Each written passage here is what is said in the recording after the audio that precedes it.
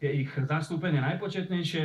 No a ten, ktorý by mal byť takým tým najdôležitejším a patrí medzi horúcich favoritov dnešného večera, ten prichádza práve v tejto chvíli. Ivanka Surovcová ho vedie na to správne miesto. Pekný večer, Marián Gáborík.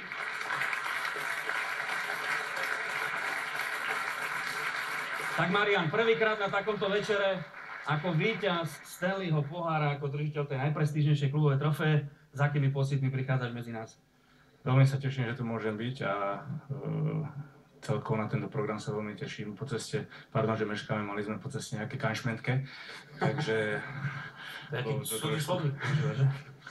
Raz to letí celkom. Tak ďakujeme, že si tu. Spýtam sa aj Ivanky, nech sa páči, môžeš si sadnúť. Ivanka, ako typuješ, ako dnes dopadne?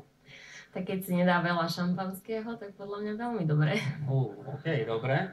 Už keď si to tak načrtla, Marián Hossa povedal pred rokom, že on s tým Stanley Cupom od radosti aj spal v posteli. Bola tá slávna trofej medzi vami tiež?